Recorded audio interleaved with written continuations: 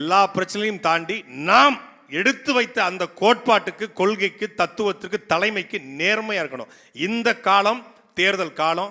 இந்த தேர்தல் காலத்தில் மாணவர் பாசுடைய பங்களிப்பு என்பது இன்றியமையாது. ஏன்னா இந்த 2000க்கு பிறகு பிறந்தவன்ட்ட 2000க்கு முன்னாடி பிறந்தவன் பேசி புரிய வைக்க முடியல. ஆனா உங்களால புரிய வைக்க முடியும்.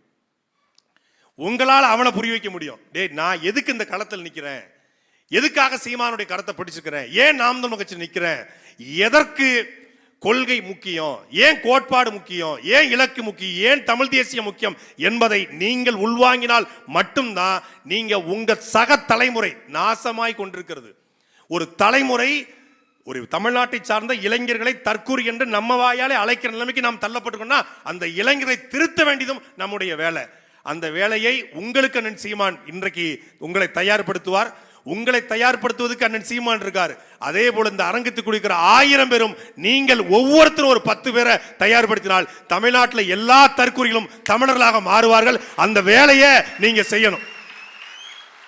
உங்க கல்லூரி நண்பன் போகலாம், யாரு பின்னாடியே போகலாம், நடிகன் பின்னாடி, இல்லை வேற ஏதாவது திராவிட அரசியல்வாதிகள் பின்னாடி போகலாம். அவர்களை நீங்கள் தயார்படுத்தணும். எதற்காக?